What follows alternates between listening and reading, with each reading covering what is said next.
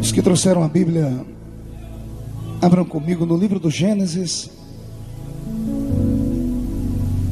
capítulo de número 5,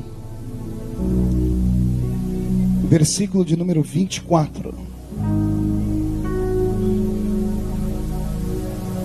Gênesis capítulo 25, ou capítulo 5, e o versículo de número 24,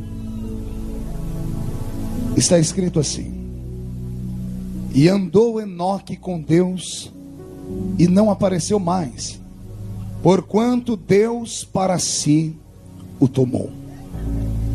Abra sua Bíblia comigo ainda no livro de Judas, Epístola Universal de Judas, versículo de número 9. É o penúltimo livro da Bíblia, antes do Apocalipse. Judas, versículo 9, está escrito assim: Mas o arcanjo Miguel, quando contendia com o diabo e disputava a respeito do corpo de Moisés, não ousou pronunciar juízo de maldição contra ele, mas disse: O Senhor te repreenda. E abra sua Bíblia ainda comigo, voltando ao Velho Testamento, o segundo livro dos Reis, capítulo 2, versículo de número 11. Segundo livro dos Reis, capítulo de número 2, versículo de número 11. E sucedeu que, indo eles andando e falando, eis que um carro de fogo, com cavalos de fogo, os separou um do outro, e Elias subiu ao céu num redemoinho. E quem crê nesses textos da Bíblia, diga: eu creio. Feche a Bíblia, coloque no banco, na cadeira, e pegue na mão da pessoa mais perfumada do seu lado. Aperte a mão dela com carinho até ela falar aleluia. Pentecostal que não faz barulho está com defeito de fabricação, não é? Vamos orar. Pai, nós te exaltamos, nós te glorificamos, e nós entendemos que dentro de alguns minutos este lugar ficará pequeno para o tamanho da glória que o Senhor vai derramar sobre nós. Daqui a alguns minutos os que vieram tristes começarão a saltar de alegria. Os que vieram se arrastando não voltam se arrastando para casa. Hoje voltarão voando nas asas de um novo tempo. Antes que eu comece a ministrar a sua palavra e desenrolar os seus oráculos, cerque esta igreja com a sua presença, e num raio de 5 quilômetros onde houver um demônio alojado, eu dou a esses demônios segundos para sumirem de Nova Iguaçu, porque se não sumirem, serão queimados pelo poder da sua glória que aqui será derramada. Rasga o céu sobre o estado do Rio de Janeiro nesta noite, e mande do céu para a terra uma comitiva de anjos, que estes anjos desçam trazendo brasas de fogo, e comecem a esparramar estas brasas de fogo entre nós agora. E onde houver um crente cheio do Espírito Santo, pega ele nesta noite, Jesus, e faz a sua glória ser real entre nós.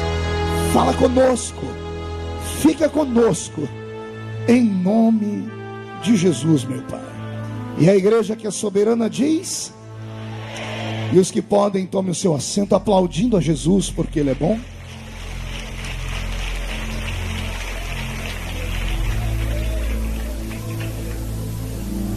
É uma alegria ver a igreja apinhada de gente com fome de Deus. Parece que nós temos no estacionamento, pelo telão, mais uma multidão parecida com essa. Caravanas que vieram de diversos lugares do estado do Rio de Janeiro, mais as pessoas que nos assistem agora pelo site, pela internet, e os que estão ouvindo através da Rádio 107. Ou seja, estamos num verdadeiro batalhão nesta noite. E todos nós vamos entrar agora no quartel-general. Vamos colocar as nossas armas que estão sem munição para limpar, e vamos receber novas munições nesta noite. Eu profetizo que você, ao sair por aquela porta, por aquele portão, vai sair daqui cuspindo fogo e transpirando azeite, E se tem alguém que acredita nisso, dá um grito para acordar a cidade toda. Queridos, nesta noite, se Deus me der graça para passar a vocês a metade do que está no meu coração, alguns não vão sair daqui andando, vão sair daqui flutuando nessa noite. Eu li 3 textos da Bíblia Sagrada, 3 textos distintos, 3 textos distantes, 3 textos que, quando pregados da maneira como eu vou pregar, se completam, porque são 3 histórias únicas em toda a Bíblia Sagrada. Desde que o mundo é mundo, desde que Adão pisou nessa terra pela primeira vez e até os dias odiernos, ainda não nasceram 3 homens como esses que eu aqui li, e apenas um versículo para falar de cada um deles, porque para falar de cada um deles eu precisaria de horas a fio. A primeira história que eu li é a história de um homem chamado Enoque. Qual o nome dele? O segundo, de um homem chamado Moisés. Qual o nome dele? E o terceiro, um homem chamado Elias. Qual o nome dele?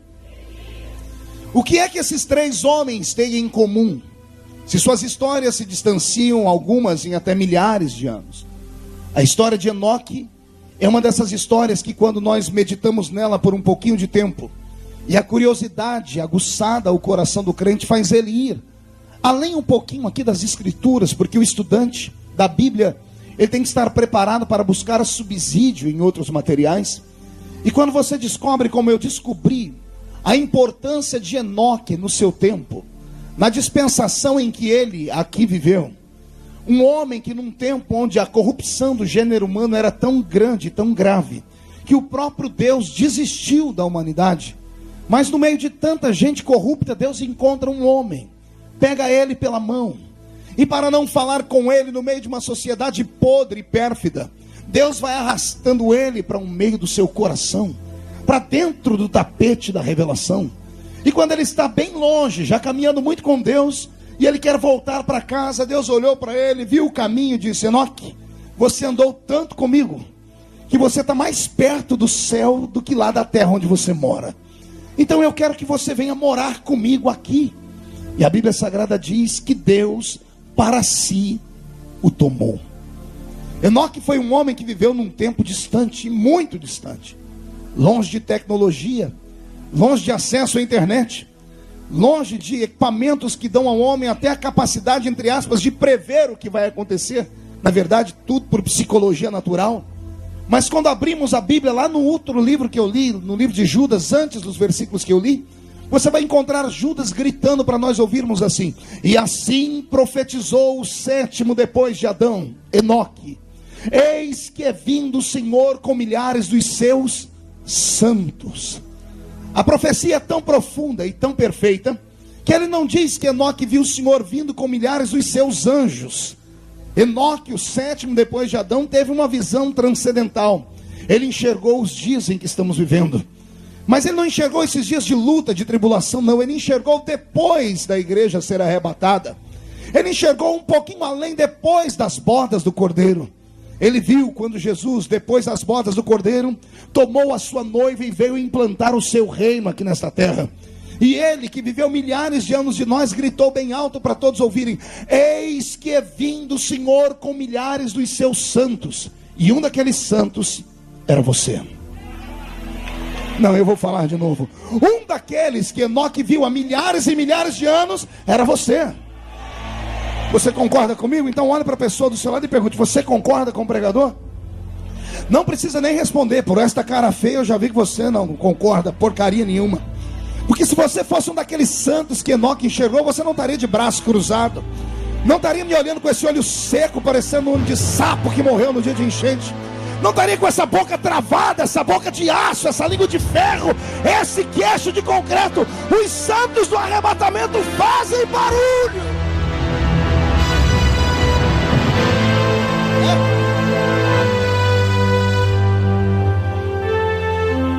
Enoque deixou um livro escrito. Infelizmente o Concílio de Trento, os nossos velhos pais na fé, não aceitaram o livro dele. Mas se algum dia você tiver a oportunidade de entrar pela internet, digite lá o livro de Enoque, porque foi de lá que Judas tomou esse versículo que está no seu livro.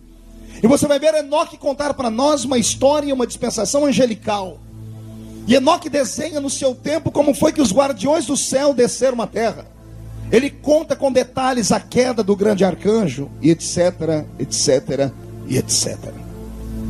Saindo de Enoque, eu li uma outra história, a história de Moisés. Qual o nome dele? Um homem que nasceu de maneira estranha, diferente. Mude a música para mim, pastor Roberto. Um homem que nasceu num tempo em que não era para ter nascido. Satanás e Faraó fizeram uma aliança e determinaram que nenhum menino hebreu deveria nascer.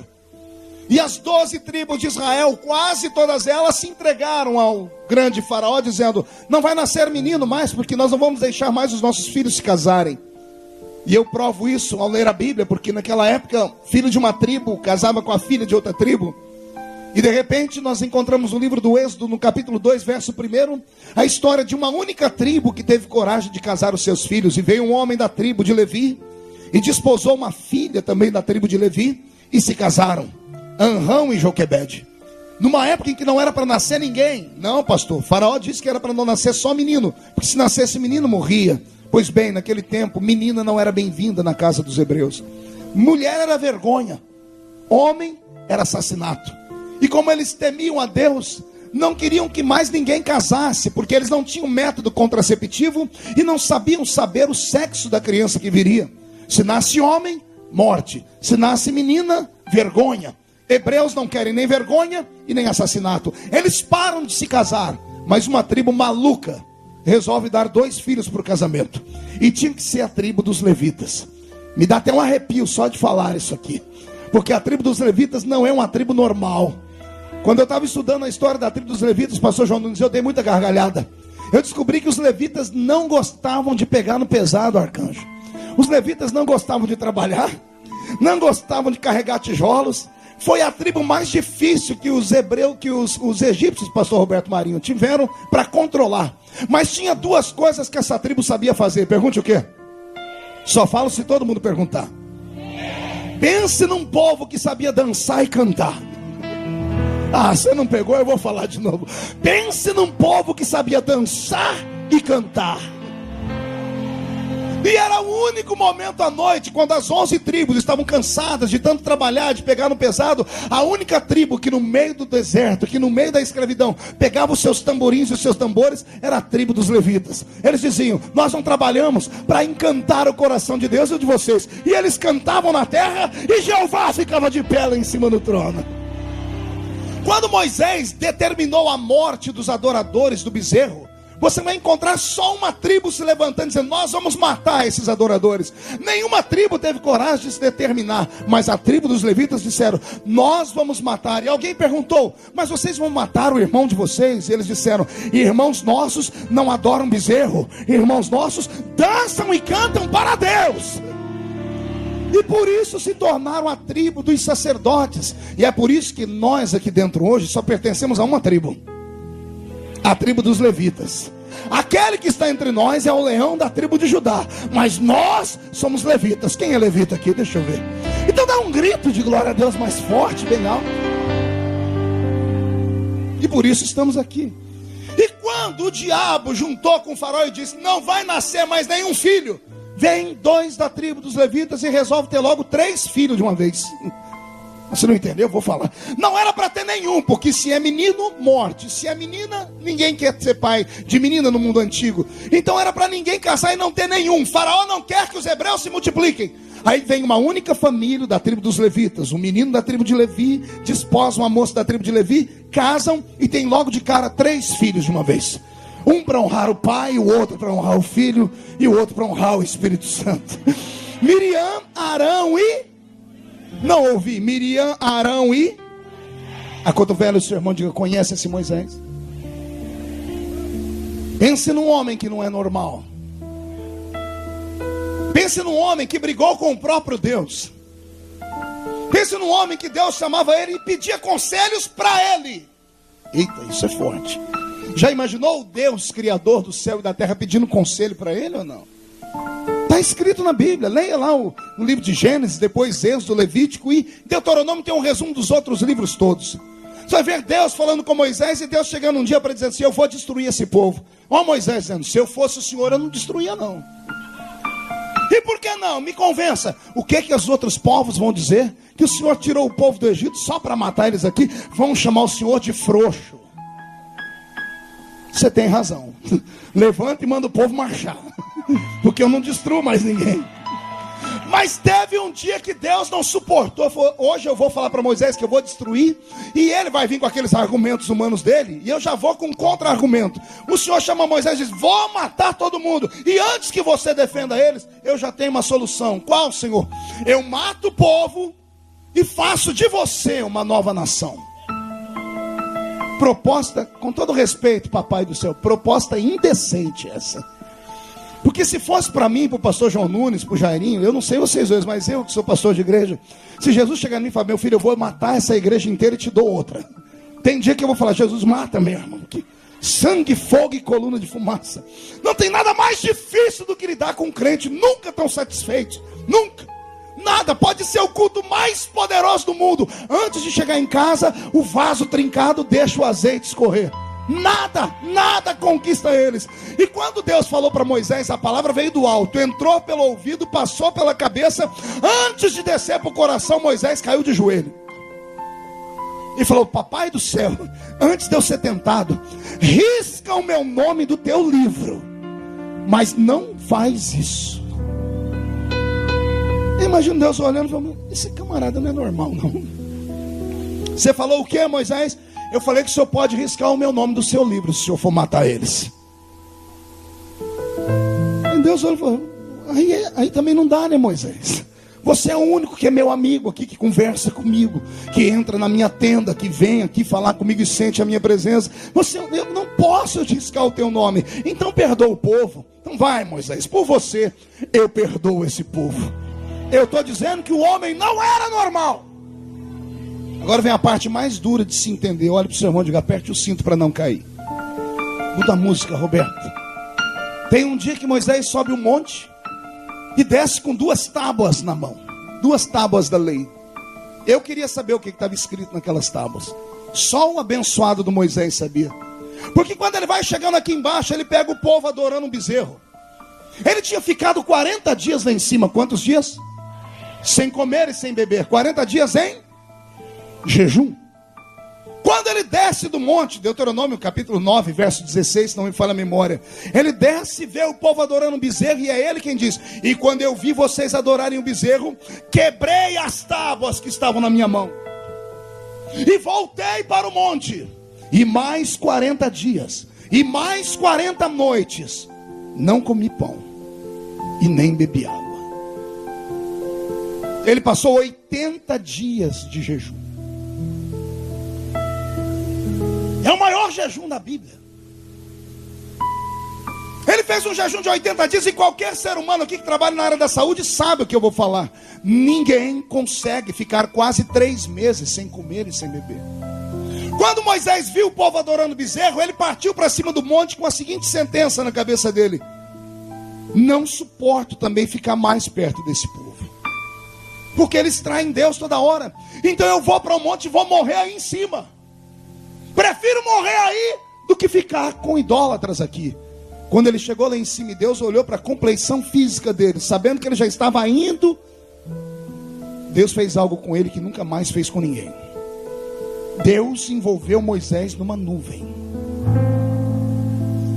E a nuvem que Moisés foi envolvido nela, havia tanta glória, mas tanta glória, que quando ele desce depois de 80 dias, ninguém consegue olhar no rosto dele. Você não entendeu? 80 dias depois, quando ele desce do monte com 2 tábuas, saem faíscas do rosto dele. Moisés ficou tanto tempo perto de Deus que ele ficou parecido com Deus. Tá pegando aí? Tá pegando aí? Um andou com Deus e Deus levou para ele. O outro andou com Deus e ficou parecendo ele. Deus quer te apresentar caminhos nesta noite. Deus não quer que você volte para casa como mais um crente, mais um culto, como mais uma semana. Deus não quer que você ande pelas ruas de cabeça baixa, se sentindo verme do carrapato. Você não é normal. Você é um crente que carrega a sua essência como a de Moisés e a de Enoque. Eu não estou pregando para gente normal. Os normais estão em casa assistindo o seu Jorge. Os anormais vieram ver o Senhor Jesus aqui neste lugar. Onde estão os pentecostais aqui?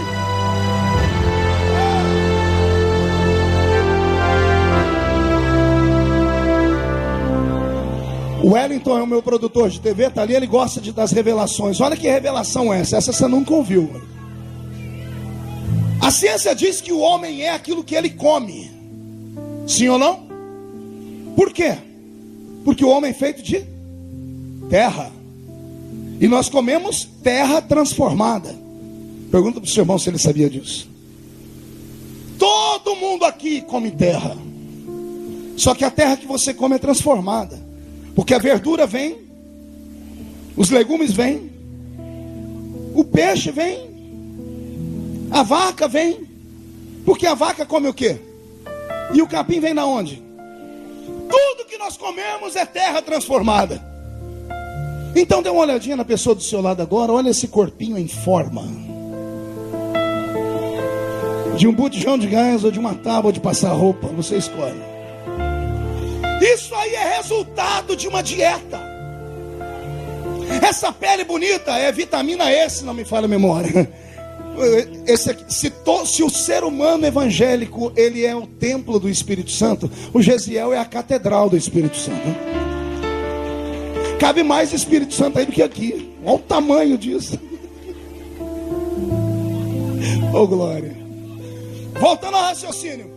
A ciência diz que o homem é aquilo que ele come. Se ele se alimenta bem, ele está bem. Se alimenta mal, está mal. Se come comida, mas lhe falta proteínas, há debilidades. Se come açúcar demais, dá diabetes. E por aí afora. Porque nós somos aquilo que nós comemos. Moisés desce de um jejum de 80 dias brilhando. O rosto dele está faiscando. Eu falei, Jesus, por que ele está assim? Jesus falou, ele ficou com jejum na mente de vocês, mas aqui em cima ele comeu. Não entendeu? Vou falar.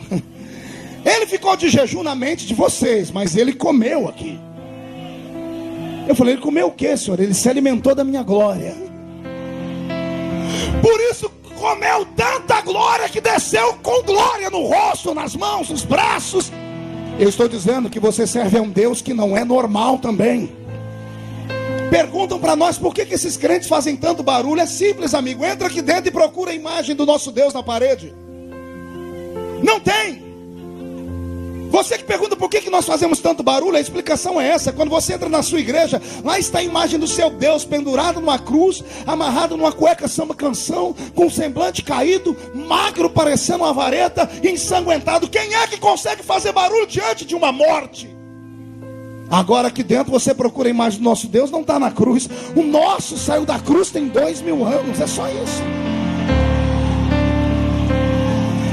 E se o seu Cristo ressuscitou, ele pode fazer qualquer coisa na sua vida. Mão direita para o céu. Agarre o ombro de quem está do seu lado, por favor. Chacoalhe a pessoa até ela ficar irritada. Irrita ela. Aí aqui eu vejo os que vieram para buscar e os que vieram só para ver. Chacoalhe, tire a pessoa do lugar. Diga para ele, Deus te trouxe aqui para isso. Não, diga, Deus te trouxe aqui para isso. Para sacudir a sua comunhão com ele. Só quem quer mais reage.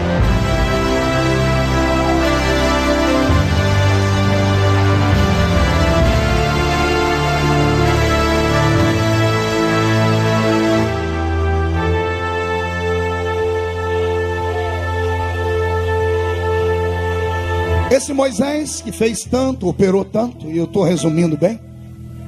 No capítulo 34 do livro de Deuteronômio, Deus o chama ao alto da montanha, sozinho. Ao subir o alto da montanha, Deus diz para ele, contempla o que você vê à frente. Ele diz, eu vejo uma terra bonita. E o Senhor diz, é a terra que eu prometi. Ele está feliz demais a conta, dizendo, posso descer para entrar lá? O Senhor diz, não, não pode. Por que não? Porque eu quero você para mim. E aí a Bíblia diz que Deus matou Moisés e sepultou ele. Sim ou não? Agora vem um pequeno problema.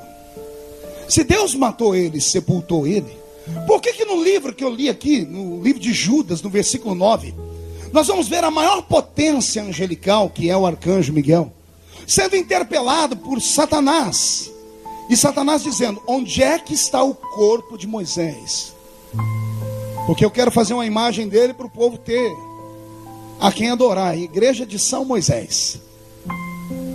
Onde está o corpo dele? A Bíblia diz que o arcanjo Miguel disse: o Senhor te repreenda. Mas não revelou a ele. Pense agora um pouco comigo. Demônios não são como nós. Demônios são espíritos. Espíritos não são proibidos de ir a lugar algum por causa de matéria. Nós não podemos atravessar essa parede, mas espíritos podem.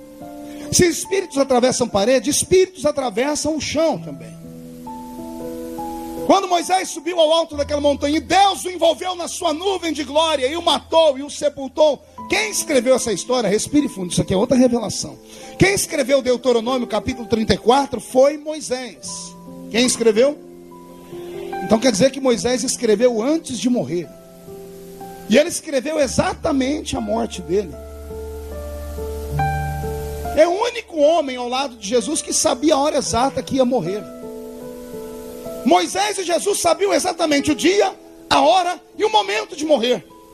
Tanto é que ele escreveu o livro sobre a morte dele, deixou para todo mundo, e depois subiu ao alto da montanha e morreu. Então ele escreveu algo que era para os homens captarem, porque os homens jamais entenderiam o que aconteceu no alto daquela montanha.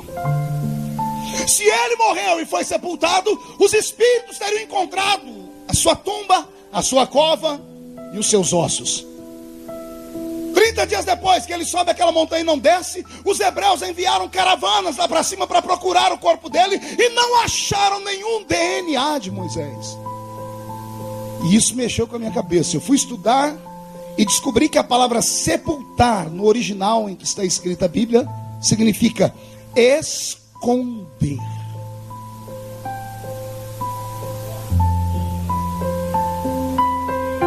Quando está escrito, e Deus sepultou o corpo de Moisés, a Bíblia está dizendo, e Deus escondeu o corpo de Moisés.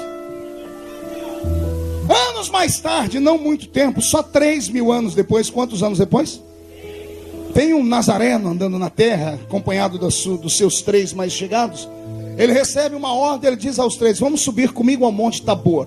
Os outros ficam por aqui, mas vocês 3 vêm comigo. Quando ele chega lá no alto do Monte Tabor, ele diz aos 3, vocês 3 fiquem aí no cantinho e não se apavorem com o que vocês vão ver. E ele abre os braços e começa a brilhar. Começa a brilhar e começa a flutuar. Quando ele está flutuando, o céu se rasga e descem 2 seres.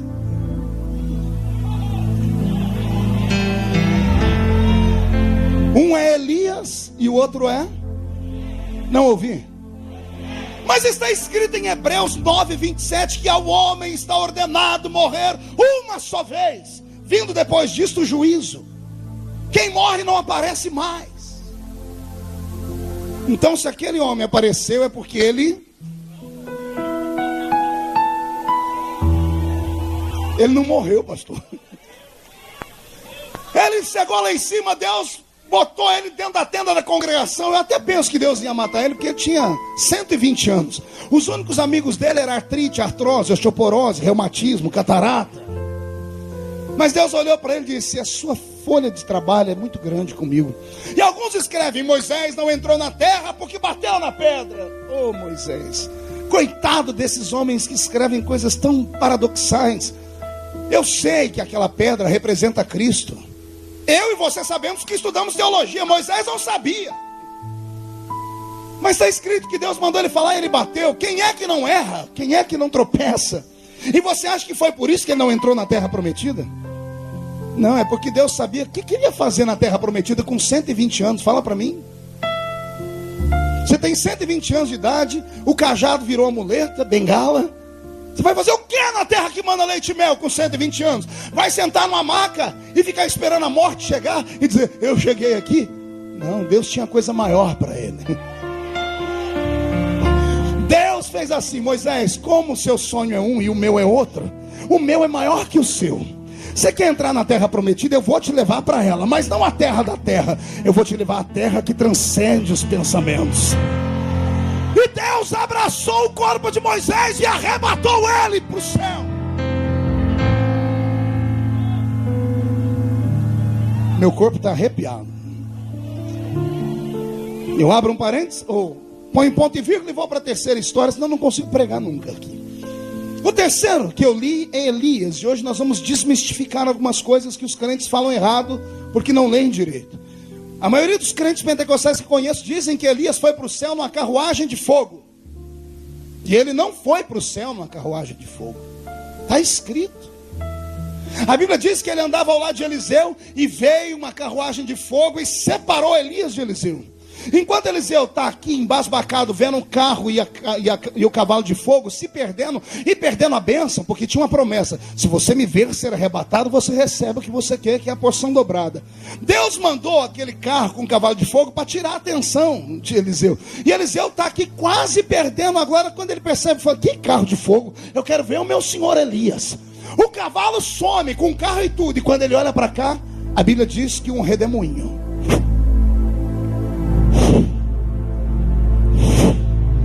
está subindo, e no meio do redemoinho está Elias, indo embora para o céu, com corpo e tudo.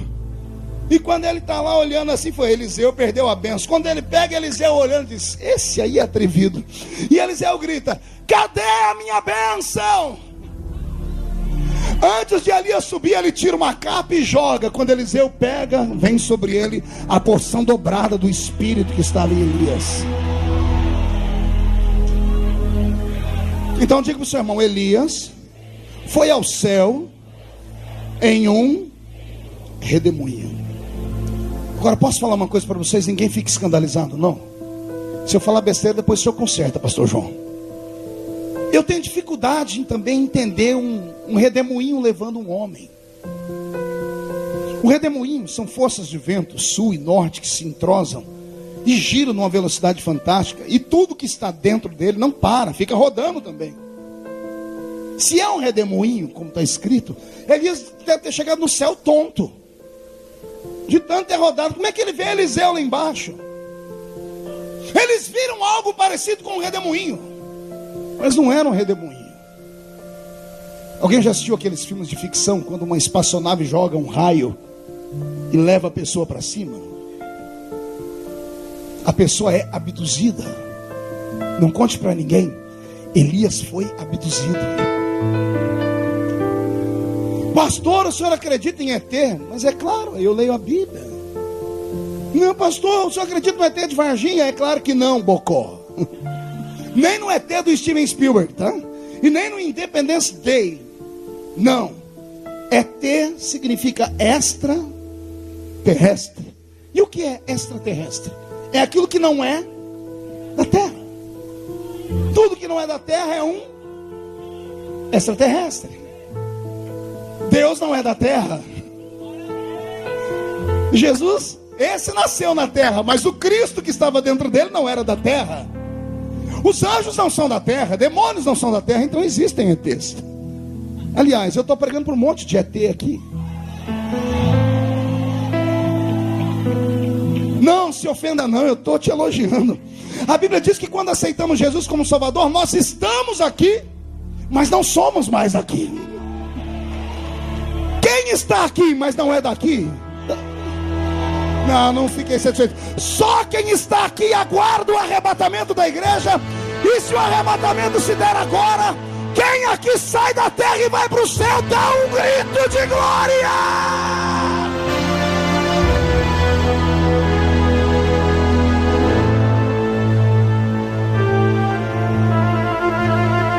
Eu gosto de pregar, pastor João, e deixar as pessoas com vontade de conhecer a Bíblia.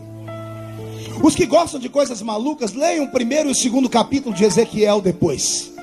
Pegue uma caneta e um papel e desenhe a visão dele. Ele disse: eu estava na beira do rio Quebar, carregando água e barro. Quando eu olhei para o céu, tinha uma roda de fogo. E quando eu olhei de novo, tinha outra roda dentro da roda. Uma roda pequena, dentro de uma roda grande. A roda grande girava para cá e a roda pequena girava para lá. Ezequiel diz: e tinha cheio de olhos que piscavam ao redor dela. Um homem que nasceu há milhares de anos antes de nós, que não conheceu energia elétrica, que não conheceu luzes como nós conhecemos, para ele é um olho que está abrindo e fechando. Eram luzes. Pastor, era um disco voador? Desenha no papel e depois você me fala. Mas como assim? O salmista disse: o Senhor tem 10 milhares de carros. Quantos carros? Como é que o salmista sabe disso? Que carros são esses? O maior de todos esses carros chama-se Shekinah. No meio do deserto, ela cobria 3 milhões de pessoas que andavam. Durante o dia era tão grande esse carro que fazia sombra na terra. E durante a noite, as turbinas desse carro eram movidas a fogo, e o fogo dela aquecia quem estava aqui embaixo. Pastor, o que o senhor está dizendo? Eu estou mexendo com a sua cabeça para você entender e ler a Bíblia, e saber que Deus não se limita aos nossos pensamentos, e saber que nós não somos ignorantes, nós somos seres do século 21 que temos acesso a informações. Eu estou te dizendo que Deus pode tudo e um pouco mais, e que Deus é maior do que tudo aquilo que você já imaginou, e o diabo que vai se lascar no inferno. Eu creio num Deus que tem poder. Quem crê no Deus que tem poder? Agora olhe para o seu irmão, acotovele ele e diga assim: escute o que vem agora. Pastor Roberto, mude a música. Eu apresentei, pastor João Nunes, a história dos 3 únicos homens da Bíblia que não provaram a morte. Daniel, foram abduzidos, foram arrebatados, que é a palavra que não fere os nossos ouvidos. Arrebatado e abduzido é a mesma coisa. 3 homens que sumiram da terra e foram morar no céu, direto com Deus. 2 deles vão voltar à terra. Apocalipse fala das 2 testemunhas que operarão no poder de Elias e no poder de Moisés. Isso é escatologia. Como a Bíblia diz que os homens precisam morrer, esses homens que foram para lá vão ser obrigados a vir aqui e cumprir a lei como está escrito. Vão ter que morrer. E isso vai acontecer num tempo quando nós não estivermos aqui mais. Nós só vamos ouvir falar, só notícias. Nós estaremos assentados com o Senhor para sempre, lá nas nuvens. Mas não é sobre escatologia que eu quero falar. Não é sobre esses mistérios da Bíblia que faz as crianças sentarem para me ouvir, como disse o Jair. Que a Bíblia é um livro lindo. Eu não consigo imaginar pessoas que vêm ao púlpito e não conseguem pregar a Bíblia, que usam o púlpito para desferir golpes em cima de amigos, que usam o púlpito como um ringue de boxe para brigar por causa de ministérios. Não consigo entender.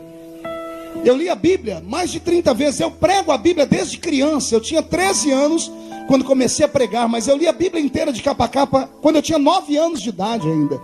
Li a Bíblia Ave Maria, a Bíblia da Igreja Católica Romana. Me apaixonei por esse livro.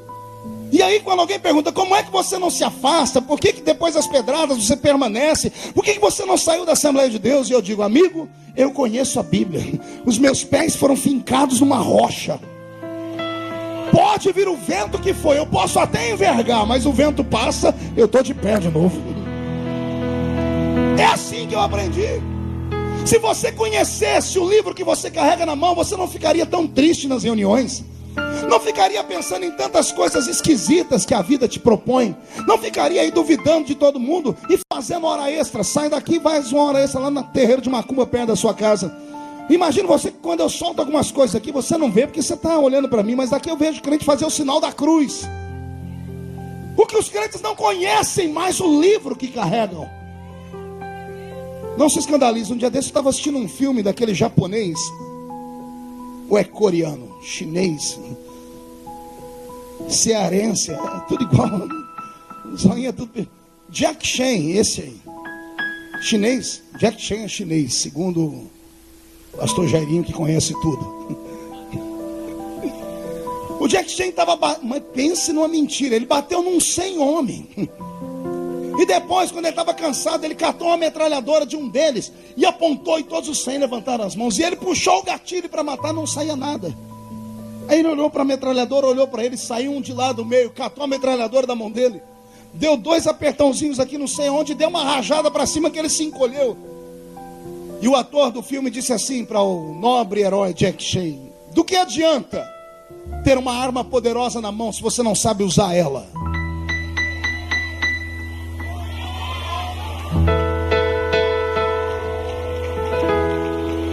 Do que adianta ter uma Bíblia se você não sabe usar ela? Sabe quantas promessas tem aqui dentro? Eu cataloguei uma a uma, 32.270 promessas. Oh, mas nem para dar glória a Deus você prestou? Não, eu vou falar de novo. 32.270 promessas feitas para mim e para você. Aí vem a pergunta: se é tanta promessa, por que eu não recebo? As promessas são suas, mas o direito às promessas é só para aqueles que creem e efetuam o que está escrito aqui. Para você ter uma ideia, nenhum crente tinha que entrar aqui com essa cara feia, com medo de cair fogo na igreja, porque igreja pentecostal assim, caiu fogo, esse profeta fica tudo uriçado. E a assembleiana tem a cultura: levantou o profeta, vai entregar meu pecado. Então tem crente que passa o culto inteiro orando: não usa, não fala, Jesus, pelo amor, tem piedade. E eu tenho uma palavra de Deus para te falar. Dessas 32.270 promessas, 8.000 delas é só sobre perdão de pecados. Você não entendeu? Eu vou desenhar. 1/4 das promessas da Bíblia, Deus se preocupou só para aliviar o teu fardo e falar assim para você: os teus inimigos podem sair contra ti por 7 caminhos. Lembrando que inimigo de crente só sabe fazer uma coisa: acusar.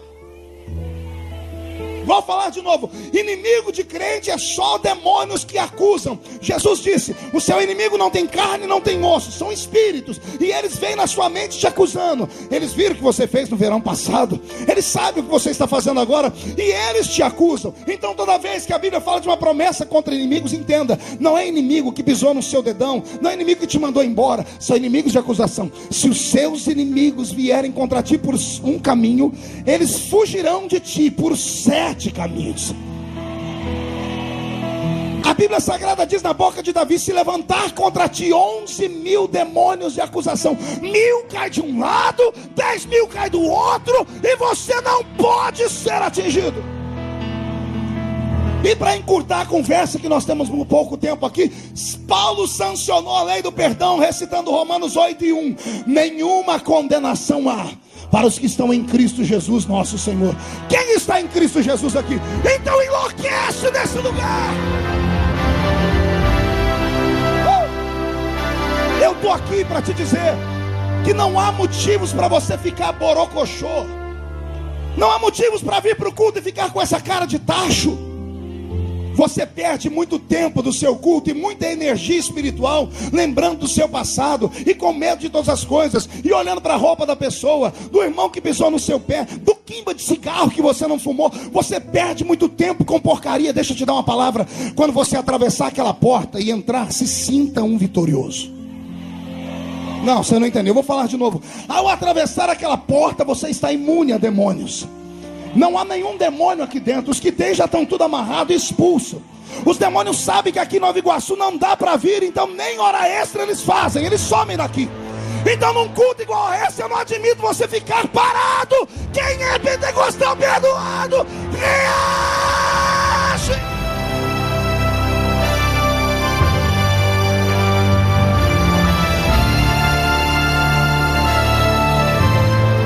Roberto, segura e muda a música para mim. Veja só, ao ler essas 3 histórias, ao ler essas 3 figuras, ao ler esses 3 seres humanos antagônicos,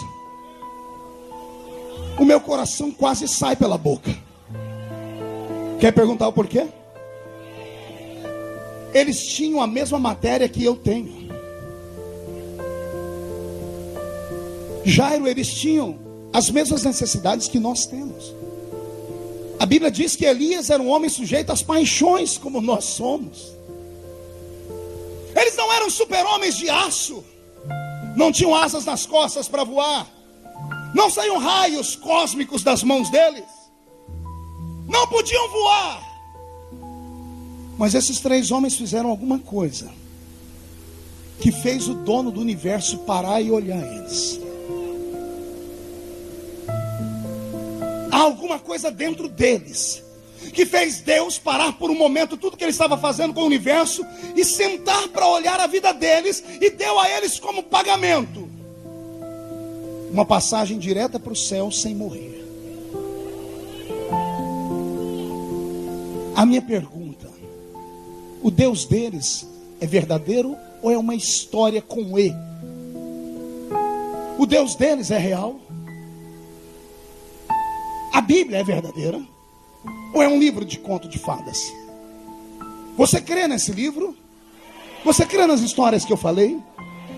O que te impede de ter uma história igual a deles? Eu estava no mês de janeiro, logo no início, na cidade de Framingham, lá nos Estados Unidos, onde Jairinho e Cassiane sempre estão lá. Estávamos numa cruzada com o pastor Benny Hinn. Eu fui um dos primeiros brasileiros a divulgar o trabalho do pastor Benny Hinn aqui no Brasil. Conheci há 20 anos atrás, no meio do mato, lá em Sacramento, Minas Gerais.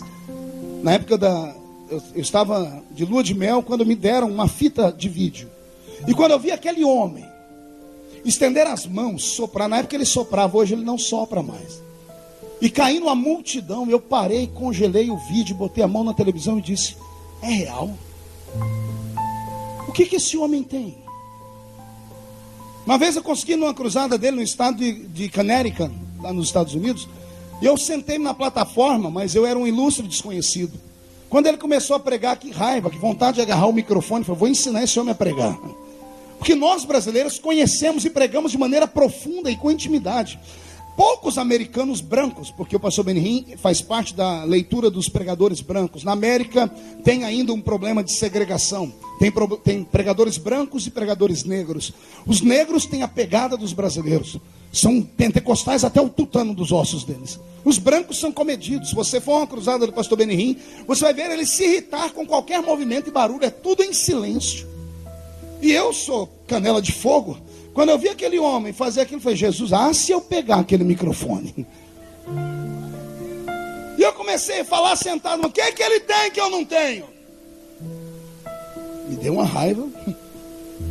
Esse homem ficou em pé uma hora e fez assim para o povo: to be quiet, please.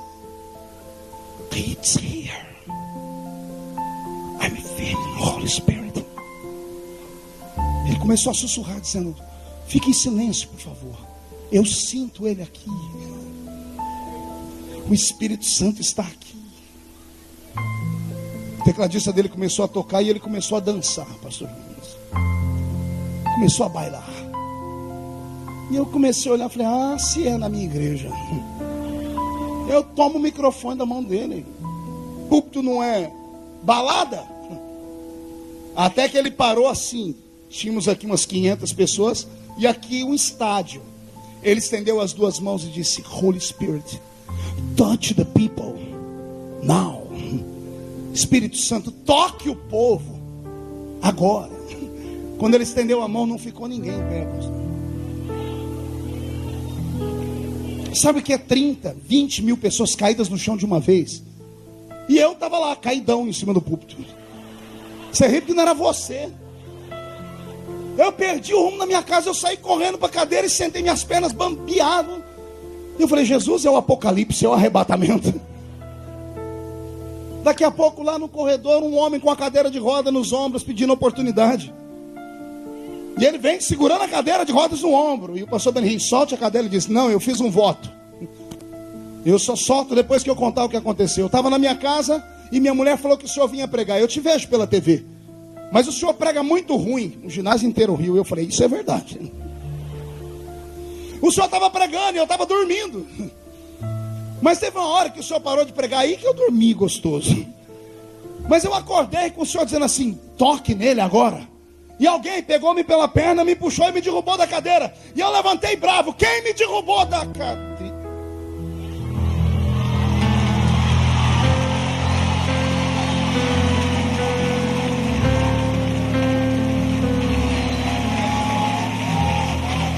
Aí, respire fundo. Há 3 semanas atrás eu estava sentado do lado dele, comendo. Eu me tremia inteiro e eu ficava vendo para ver como é que ele comia. Eu saí escandalizado.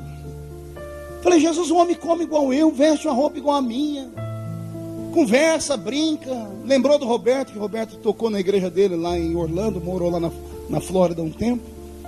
Eu fui para casa aquele dia dizendo, Deus, o que é que ele tem? E o Senhor me disse, o mesmo que Elias, o mesmo que Moisés, o mesmo que Enoque. Eu estive na ilha de Martha's Vineyard e tive a oportunidade de entrar dentro do santuário onde John Wesley dirigia cultos de avivamento na Nova Inglaterra.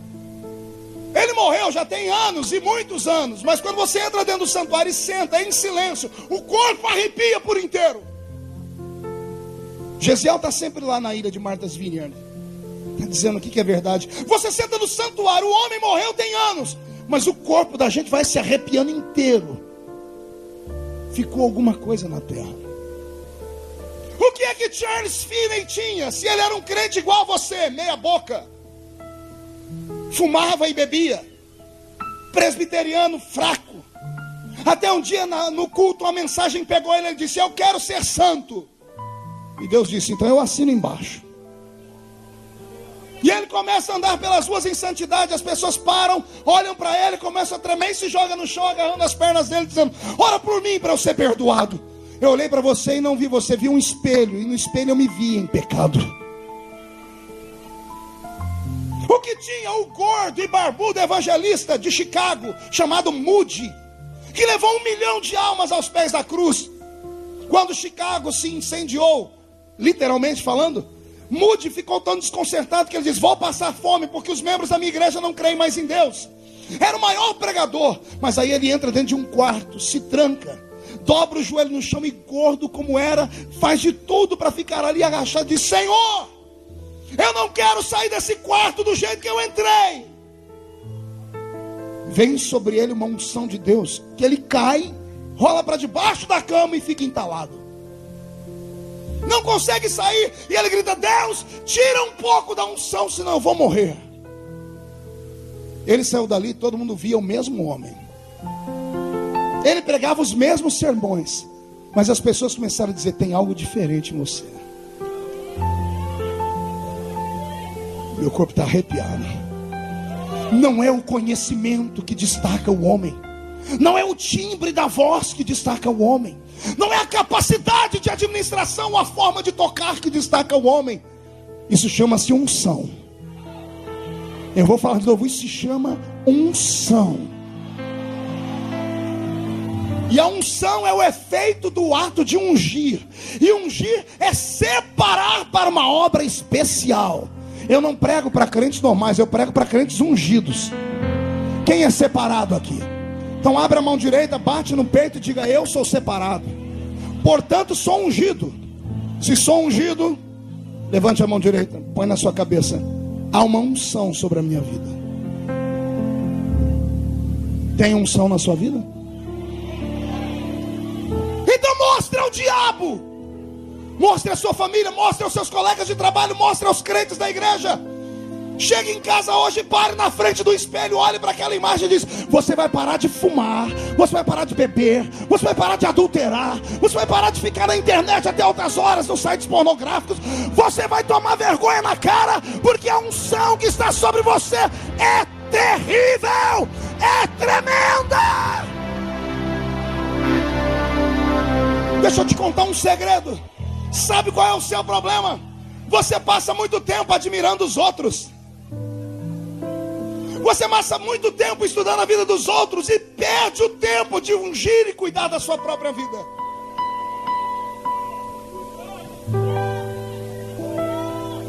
Eu estava falando aqui com Moisés que quando ele ora me lembra um grande pregador. Quando eu era menino eu imitava esse pregador. Eu ia para o culto e dizia à juventude, quem que vocês querem ouvir pregar hoje? E aí vinha um bilhetinho, por voto ganhava um. E eu ia para o culto e dizia assim, meu Deus, eu não vou pregar mais, depois eu vou continuar. Adore. Ai meu Jesus querido. Eu imitava o pastor Gilmar, terminava de pregar, acontecia o contrário do que acontecia com ele. Ele pregava, caiu uma alegria no povo. Eu pregava, caiu uma tristeza. Mas eu usava a mesma voz, a mesma pregação, tudo. E pregava no meio do mato, onde ninguém nunca tinha ouvido falar dele. Então ninguém podia falar que eu estava copiando. Como é que acontecia se eu cantava a mesma música? Ou se eu pregava a mesma mensagem? Ou se eu lia o mesmo texto? Ou se eu entonava a mesma voz? Por que não acontecia? Deus não quer clones. Deus não quer ecos. Deus quer que você seja uma voz. Não, eu vou falar de novo. Deus quer que você se canse de imitar os outros. Deus quer que você vá para o monte com ele e diz assim: eu quero ter a minha própria experiência. Eu quero ter o meu encontro contigo. Deus quer te dar o que ele nunca deu para ninguém. Você quer o que ele nunca deu para ninguém? Mas quer desse jeito? Com essa cara de tacho? Quer desse jeito, mandando pedidos, com o braço cruzado, com a mãozinha no queixo, olhando para o celular, lixando a unha, fazendo um carinho nas costas da namorada, mascando a desgraça desse chiclete? Deus nunca vai te dar. Deus só vai dar se você buscar. Deus só vai dar se você querer. Alguém quer? Alguém quer? Então grite. Não, grita não. Dá um berro de glória a Deus nesse lugar.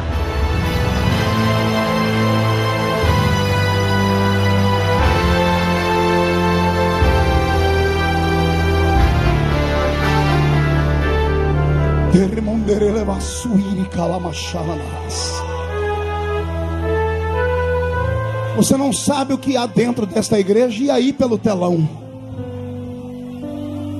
Você que está plugado na internet ou ligado no rádio, a sintonia é uma só, não há distância no mundo espiritual. Sabe qual o problema?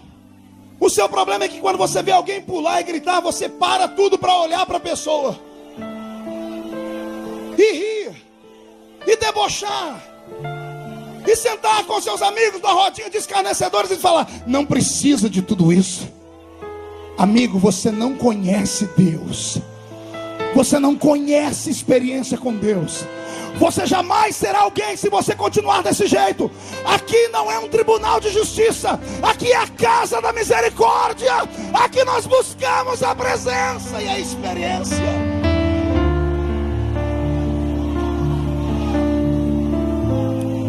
Os que podem, sente aí. Roberto, mude a música e me dê a melhor.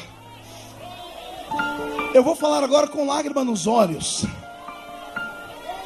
Jairinho, qual o nome do seu filhinho? Caio, vem cá por favor. Quantos anos você tem? 11. Me abraça aqui. Eu tinha 13 quando comecei a pregar. Eu era do tamanho dele porque eu sofria de inanição. Eu era 2 anos mais velho que ele. Eu acho que eu era menor do que ele. Por que eu me tornei no que me tornei? Tínhamos referenciais. Líamos livros. Íamos à escola dominical. Não tínhamos tempo para bater bola. Aliás, a igreja nos proibia. Não podíamos ir ao cinema. Não podíamos nem respirar direito. Mas aquilo que nos consumia não nos matou. E o que não nos mata nos deixa mais forte. Eu sabia o que eu queria. Eu mirava os pregadores e dizia assim: um dia eu vou ser como eles. O que os nossos filhos querem ser? Nossos filhos querem ser como Ronaldinho Gaúcho. Nossas meninas querem parecer a Débora Seco.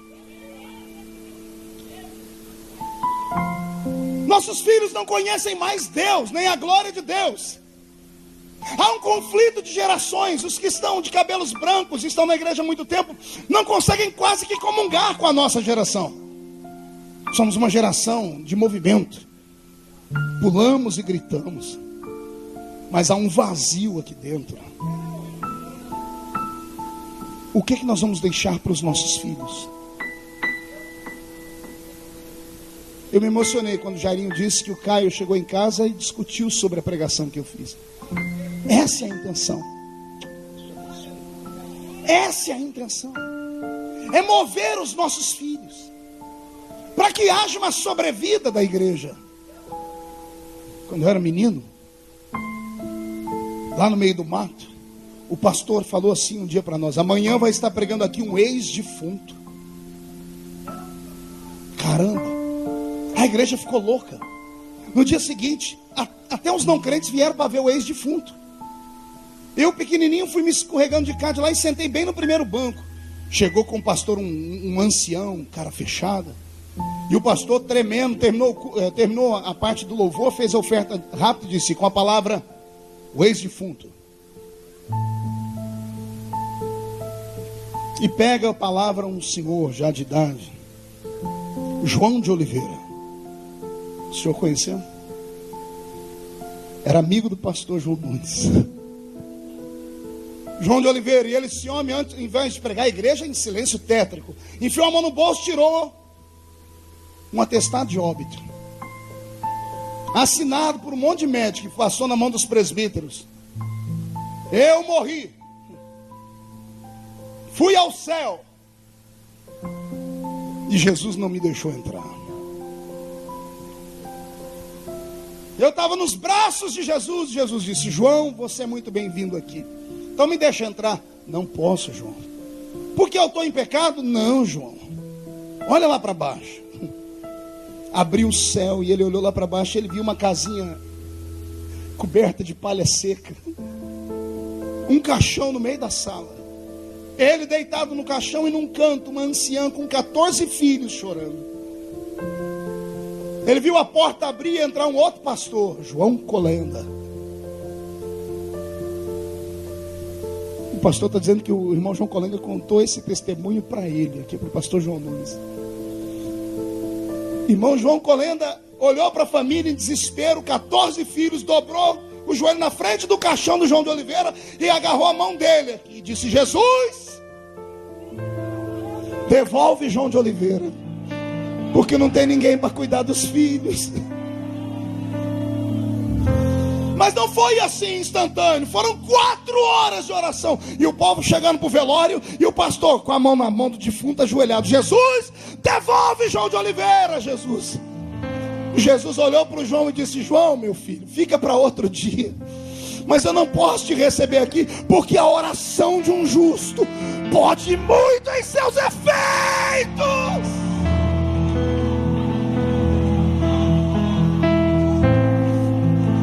Ei, como é que uma criança que assiste isso vai se desviar? Nada me tira do evangelho. Nenhum escândalo é suficientemente grande para arranhar a minha alma, porque eu tive experiências.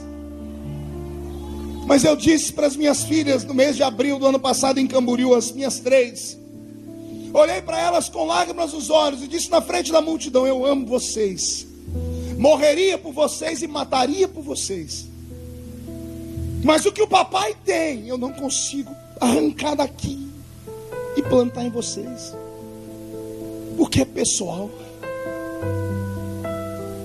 Vocês são filhas de um grande pregador, são filhos de um homem de Deus, de um homem que ajudou a mudar a vida de milhares de pessoas no mundo, mas quando eu morrer, tudo que eu fiz vai comigo.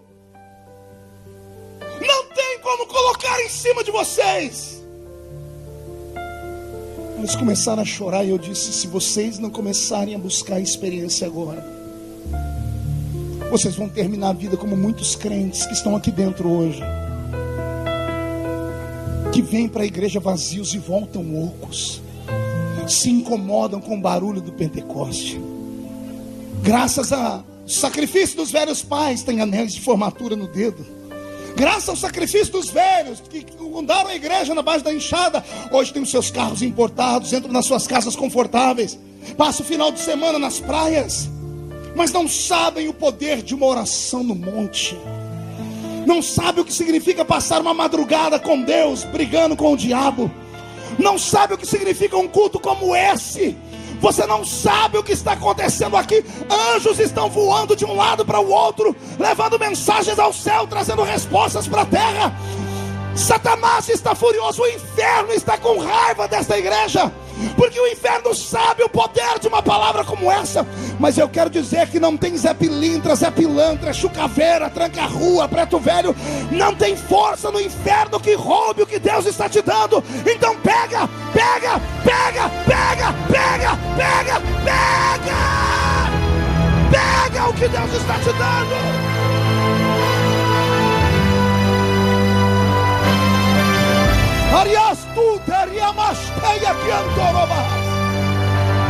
Já estamos indo para o fim. Mas por favor, eu não posso terminar. Sente um pouquinho, respire fundo, aguenta mais um pouco.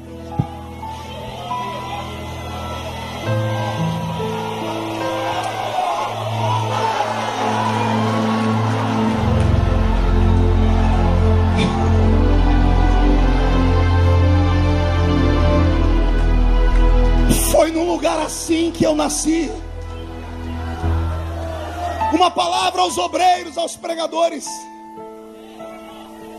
aos que têm o público na mão, como os levitas de nome que Jesus colocou aqui hoje. Transmitam o que Deus vos deu. Inspirem uma geração. Não se dê por vencido em ver o povo quieto, calado. Não existe culto frio. Existe crentes frios, pregadores frios. Mas se tiver uma centelha no meio desta geladeira, o fogo pega. Eu vou dizer, o fogo é contagiante. Deus vai acender uma chama em você hoje. Esta chama vai pegar dentro da sua casa essa noite. Amanhã vai pegar no seu trabalho. Escute o que eu estou dizendo. Quando voltar às aulas, os alunos da sua universidade vão cair endemoniados perto de você. Eu estou dizendo que o Rio de Janeiro não é o rio de Satanás, é o rio do Senhor Jesus. E queira o diabo ou não, um avivamento estoura nesse lugar. Pegue a sua parte. Pegue a sua parte.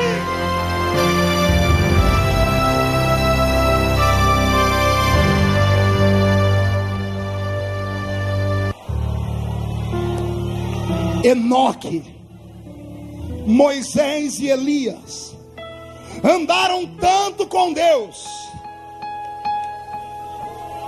que não deu para voltar mais. Esse moço gordinho que está aqui nessa câmera chama-se Wellington. A esposa dele chama-se Ana. Os dois têm ou tinham 12 anos de Rede Globo. 12 anos trabalhando atrás das telas, editando DVDs, editando novelas, editando Big Brother, No Limite, filmes, ganhando uma fortuna. Começaram a fazer um biquinho para ganhar um extra, ajudando pastores. O Wellington começou com o Caio Fábio, do Caio foi para Ludmila Ferber, da pastora Ludmila foi parar na mão do pastor Silas Malafaia, do pastor Silas veio parar na minha mão. Já fazem 7 anos. Ele andou comigo 9 anos já. Estamos velhos. Teve um dia que ele olhou para a esposa dele e disse assim: não dá mais para voltar para a Globo. Mas e o salário, os filhos e a mordomia? Não dá. A mulher dele, editando um DVD meu, foi batizada com o Espírito Santo. Num culto como esse que nós estamos filmando, e vai virar um DVD, o Brasil inteiro vai conhecer essa igreja. A esposa dele estava filmando e eu pregando sobre cura, e ela com uma doença da barriga que arriscava a vida do bebê. Ela filmando, Jesus pegou ela atrás da câmera e curou ela. Tiveram tanta experiência com Deus que um dia sentaram juntos assim: não dá mais para voltar. Andou demais com Deus, Wellington. Deus pegou vocês para Ele. Jair e Cassiane, quanto tempo juntos trabalhando. Eu encontrei um novo Jairinho aqui. Eu conhecia, pastor João Nunes, o Jairinho empresário, o Jairinho músico, o Jairinho esposo da cantora, e o Jairinho cantor. Mas nesses dias aqui eu encontrei um Jairinho pastor, ungido, um homem que jejua. que ora, que fica à noite expulsando demônios. E ele sentou comigo hoje, ele falou: pastor Marco, não dá para voltar mais, não tem jeito, Jairinho. Quem entrou no Santo dos Santos, em outro lugar não consegue pisar. Arcanjo, a mesma coisa com vocês. Sandrinha, 32 anos. Quantos ventos tentaram te parar? Não tem como parar. Gesiel, você era desse tamanho, ficou desse tamanho, e ninguém te para. E não é falta de luta. E se eu desse o microfone na mão do pastor João Nunes, eu acho que ninguém mais do que ele teria aqui cicatrizes para mostrar daquilo que o reino dá. Só que eu tenho certeza, se perguntar para ele: o senhor faria tudo de novo? O senhor faria, pastor? Tudo com o maior prazer. É isso. 40 anos de ministério, pastoreando. Você tem dois caminhos essa noite, carioca ou fluminense. Você pode atravessar as ruas de Nova Iguaçu na sua condução, na sua van, na sua caravana de bicicleta, de jegue, sei lá, e sair dizendo: nossa, o pastor pregou demais. Ou você pode sair dizendo assim: eu quero tudo aquilo que ele pregou. O Rio de Janeiro não é um estado normal, é um celeiro profético. Cantores, pregadores, pastores estão aqui. Igreja carioca, se levanta, parte para cima do diabo, dá na cara dele, mostra para Satanás quem é que manda nesse estado, quem é que manda nessa cidade. Não pense vocês que a maior autoridade aqui no estado do Rio é o governador ou o prefeito, não. Que o dono do Rio de Janeiro chama-se Jesus de Nazaré. E se eu conheço filhos, eu estou pregando para os filhos dele nesta noite. Então pede, reage, deseja, busca. Não queira uma vida normal.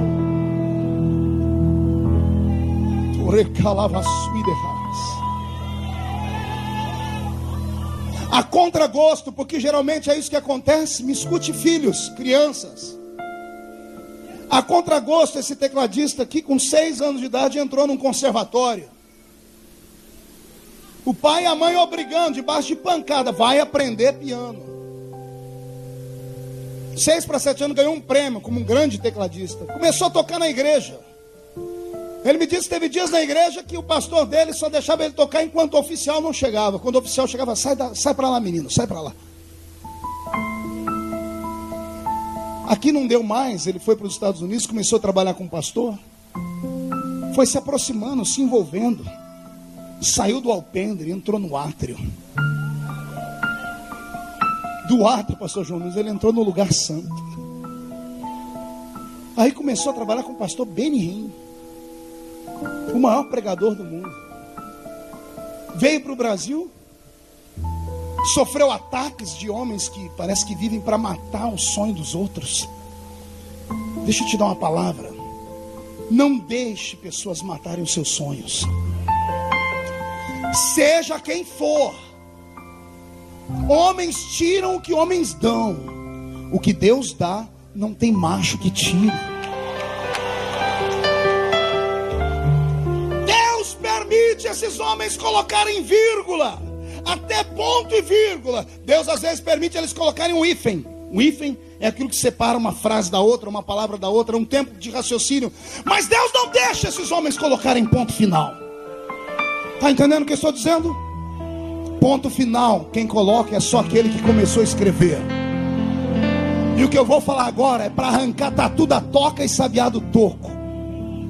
O maior investimento de Deus no estado do Rio de Janeiro está na minha frente, na minha retaguarda nessa noite. Eu estou dizendo que você é o maior investimento de Deus. Possa ser que você não deu lucro ainda, porque tem investimento a curto prazo, a médio prazo, e alguns são a longo prazo. O investimento a longo prazo é aquele que mais retorno dá. Quem viver verá.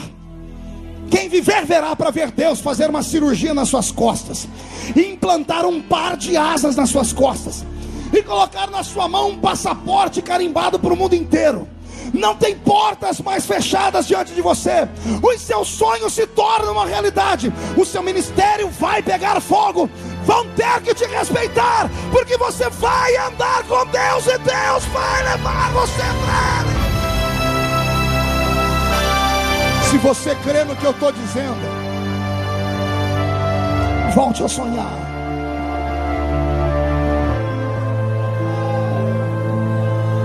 Para encerrar, mude a música, Roberto. Não tem nada mais triste do que conhecer um crente frustrado. Não tem nada mais ruim do que sentar perto de alguém que podia estar longe, mas não teve força. Pastor, mas é luta demais. Acorde. Deus só prova quem Ele quer aprovar. Se a sua luta é grande, a sua vitória é do tamanho da sua luta. O seu ministério, ele será selado com sangue, com dores, com vergonhas. Deus não consegue usar frouxos. Deus não consegue usar covardes que trocam tudo por qualquer momento e jogam tudo para o ar. Não, Deus ama gente valente. Deus ama gente que, se não dá para ir correndo, ele vai andando. Se não dá para ir andando, ele vai agachado. Se não dá para ir agachado, ele vai se arrastando. Se não dá para ir se arrastando, ele deita e fala: amigo, me empurre. Você vai chutando, ele vai indo, até o ponto de você falar: não aguento mais. Aí Deus diz: então agora sou eu que te levo. Deus está procurando alguém nesta igreja hoje para revolucionar o estado do Rio de Janeiro. Deus quer alguém para entrar dentro da nuvem como Moisés. Deus quer alguém para andar com Enoque em santidade, para tomar para ele. Deus quer um louco que entre no meio do povo e diga: segundo a minha palavra não chove mais aqui. Você entendeu ou não? Elias é o mais louco de todos. Aparece do nada, no meio do nada, e grita: segundo a minha palavra não chove. Todo mundo ri dele. Os anjos que cuidam de Israel sobem no céu e dizem: Jeová, temos um problema na terra. Apareceu um desconhecido lá, um João ninguém, dizendo que é segundo a palavra dele. Os profetas dizem segundo a sua palavra. Assim diz o Senhor, mas ele disse segundo a minha palavra. E Deus deve ter perguntado aos anjos: qual o nome dele? Elias. Que mais? Senhor, só sabemos isso. Eu imagino Deus pegando o telefone do lado do trono e ligando para o Serafim lá no departamento pessoal do céu, dizendo: Serafim, digita aí no Google Elias, vê o que sai. Isso, Senhor, está terrível. Por quê? Aparece aqui: Elias, o tisbita, sem pai e sem mãe. Sabia que é isso que a Bíblia diz de Elias? Só fala de onde ele era e diz: ele não tem pai e não tem mãe. É a forma de Deus dizer: você não precisa de padrinhos. Você não precisa de homens para pegarem você e te jogarem para cima. A minha história é prova disso. Eu venho de uma cidade de 30 mil habitantes. Cresci num salãozinho de 4 por 5 metros. Meus pais na fé eram analfa de pai e beta de mãe. Os presbíteros da igreja onde eu congregava, meu Deus do céu, só tinham 2 dentes na boca. Era o zagueiro e o atacante. Falavam tudo errado. Irmão Ovídio, meu herói, ia ler a Bíblia e assim: vamos ler aqui no livro de Êxodo.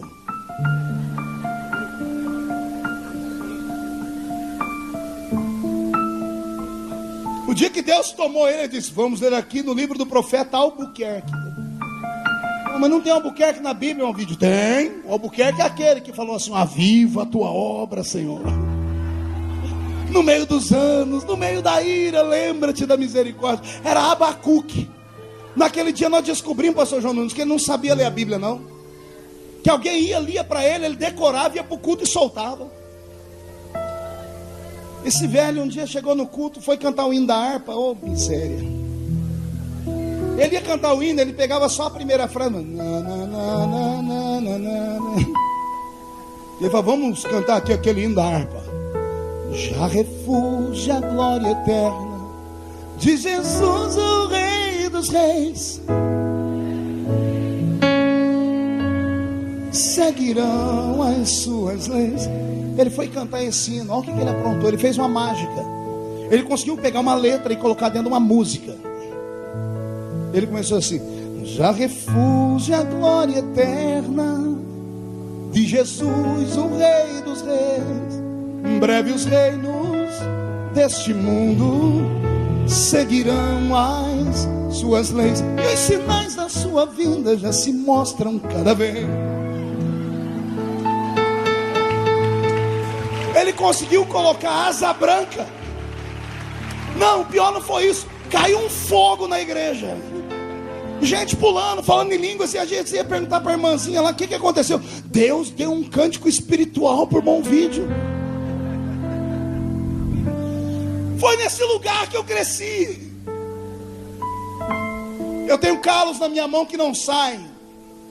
Apanhei laranja, algodão, café e trabalhei no corte de cana. Morávamos em 12 pessoas em 2 cômodos e ninguém na minha família crente. Minha mãezinha está quase aceitando Jesus. Quase, você entendeu ou não? Um dia eu fui orar, falei: Deus, eu ganhei almas no mundo inteiro, porque eu não ganhei a minha mãe. O Senhor disse para você não bater no peito achando que é você que salva. Quem salva sou eu. No meu tempo, na minha hora. Mas ela já está chegando lá. Filho único, numa igrejinha pequena, e olha o que Deus fez na minha vida. Isso prova que você não precisa de padrinhos. Você precisa sonhar. Você precisa desejar. Você precisa parar de perder tempo em Facebook e catar a Bíblia, enfiar a cara nela para ler. Ir na livraria, pegar livros e começar a ler. Sentar com pessoas mais antigas na igreja e pedir experiências. Você não está no estado comum, você está no Rio de Janeiro, pô. O Rio de Janeiro tem crentes que têm experiência para dar com vender com Deus. Esses crentes enxergam o céu pelo lado de dentro, caminham dentro do céu. Você conhece pessoas aqui que têm histórias de revelação, de oração. Você não está num lugar morto, você está num lugar vivo. Em nome de Jesus, volte a sonhar. Deus quer se revelar a você. Fique de pé comigo. Os que estão ajoelhados, se quiserem ficar, pode ficar.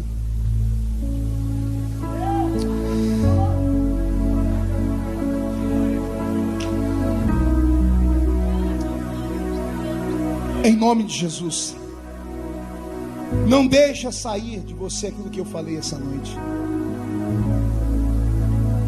Dê continuação à história. Enoque, Moisés e Elias. O próximo nome e a próxima história será sua. Pegue na mão de quem está do seu lado.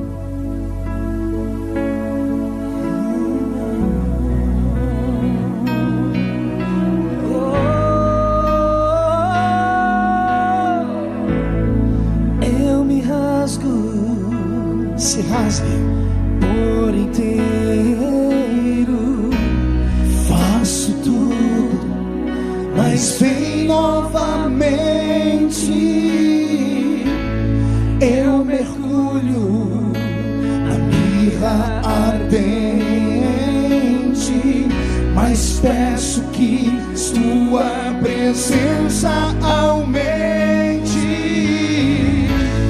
Eu me rasgo, fecha os olhos, por inteiro, faço tudo, mas vem novamente. Eu mergulho, vida ardente, mas peço que sua presença aumente. E se eu passar pelo fogo, não temerei. Na tua fumaça de glória eu entrarei, longe do santo dos santos, não sei mais viver.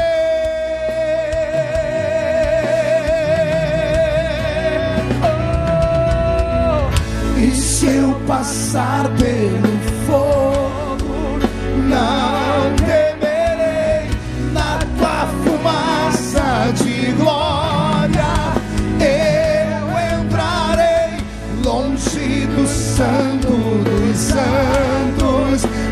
sei mais viver.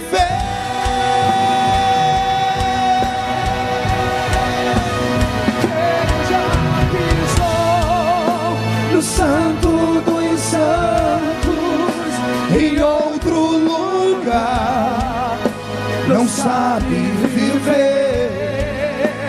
E onde estiver, clamar pela glória, a glória de Deus.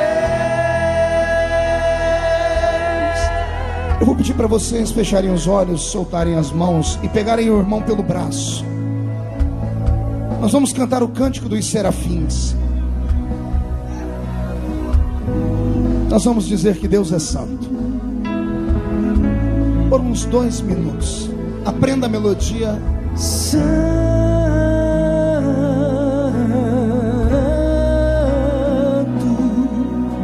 santo.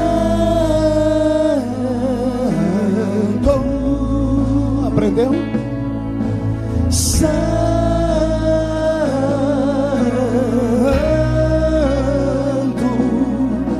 santo.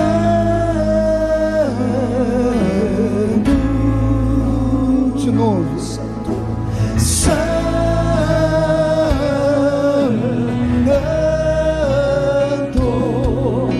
santo. Quero ouvir só as mulheres e os homens orando, os homens dando glória a Deus. De novo, Senhora, só que um pouco mais forte.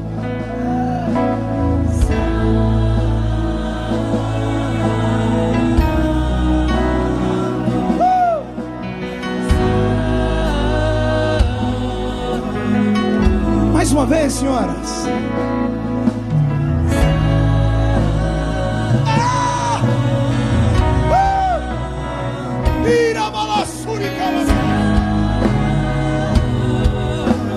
Os homens cantando e as mulheres orando. Santo,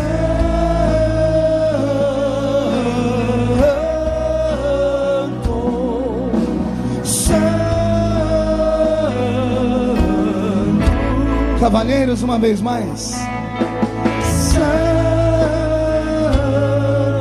As mulheres louvando e adorando. Isso, senhores, mais forte agora. Santo,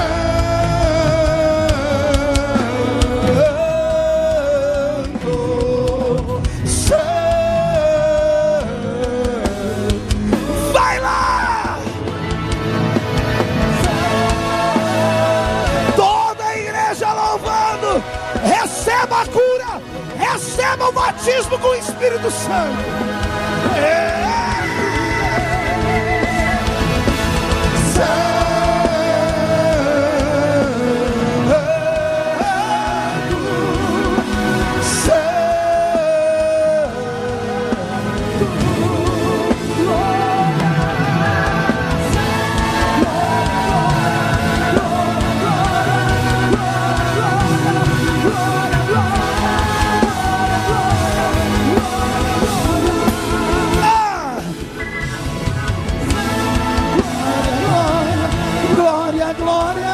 Glória, glória, glória, glória. Quem já pisou?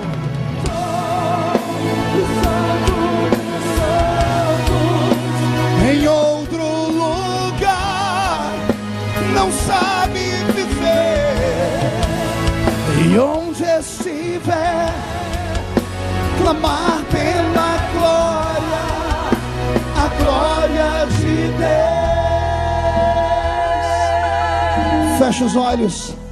Meu Deus, se tu estás nesta palavra, se isto não é ficção, se isso não é coisa de mente maluca, onde houver um homem e uma mulher escolhido para uma obra fantástica na terra, podem estar na minha frente, lá fora pelo telão, na minha retaguarda, pode estar entre os músicos, entre os pastores, não me importa. Mas onde eles estiverem nesta hora, eu gostaria que o Senhor rasgasse o céu em cima deles e começasse a derramar sobre eles o peso da sua glória. Se são batizados com o Espírito Santo, renova. Se não são, batiza com o Espírito Santo. Senhor, pega eles até eles não aguentarem mais. Pega agora, agora, agora, já!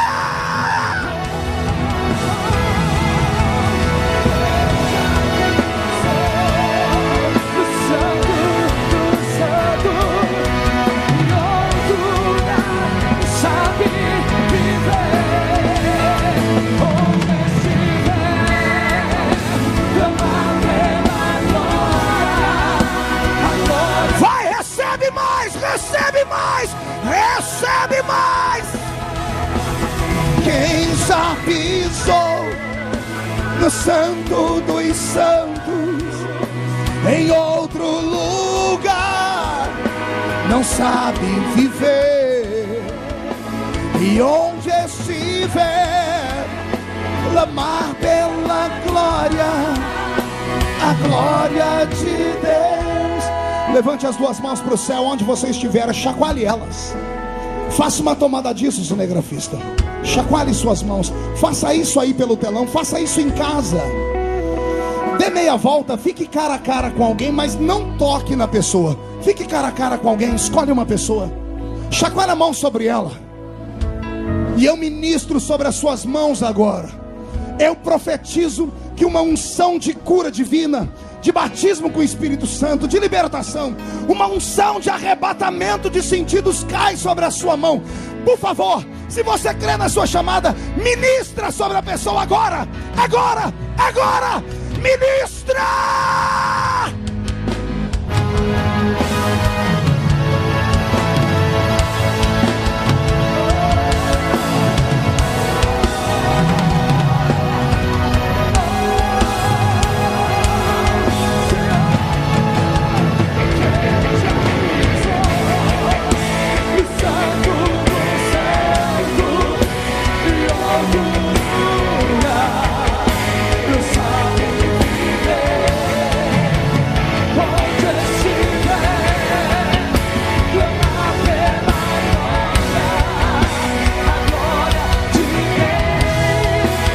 Recebe mais.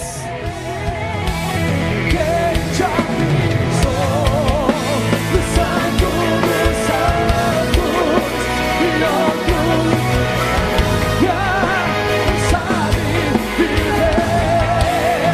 Onde estiver, clamar pela glória, a glória de Deus.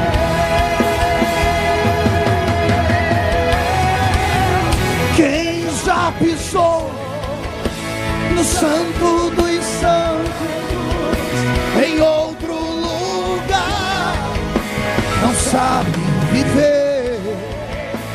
E onde estiver, clamar pela glória, a glória de Deus.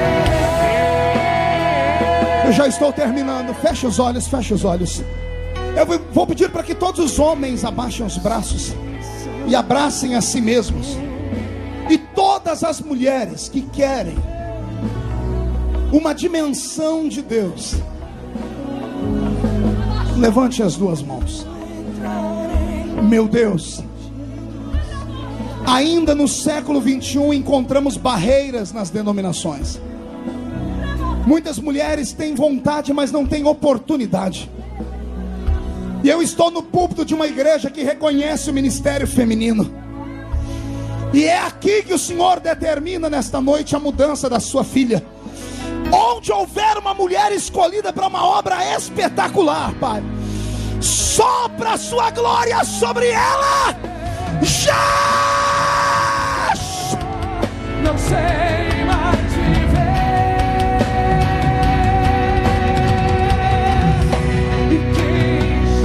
Levantem as duas mãos e as mulheres abracem a si mesmas. Que caramas, tudo errar abadash. Terloim, telomam, terelevecaria suítarahas. Senhor Deus, o que eu tenho Eu não posso dar nem repartir, mas o Senhor que me deu, o Senhor pode dar para eles. Onde houver um homem, um ministro da sua palavra, ou mesmo uma criança que sonha com o Santo dos Santos, faz cair sobre estes homens agora, onde eles estiverem, o peso de uma chamada específica. Pega eles agora, agora, agora, já! Em outro lugar, cansar de viver, e onde estiver, clamar pela glória, a glória de Deus.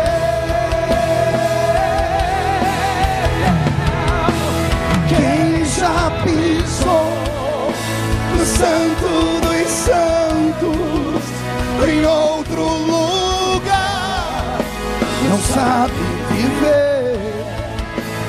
E onde estiver, clamar pela glória, a glória de Deus.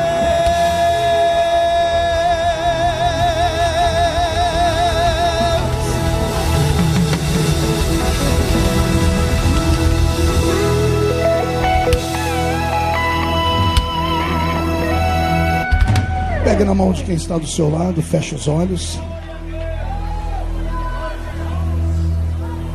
Pastor Jairinho, o senhor acredita que eu sou um profeta? Pastor João Nunes, o senhor permite eu orar por esse seu obreiro?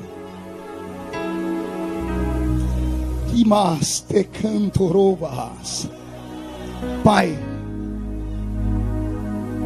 o mesmo Espírito que veio sobre a minha vida, um Espírito que me abre a visão para ler na Bíblia e enxergá-la de uma maneira que poucos enxergam, a mesma revelação na palavra, a mesma revelação, ó Deus, de autoridade diante da sua igreja.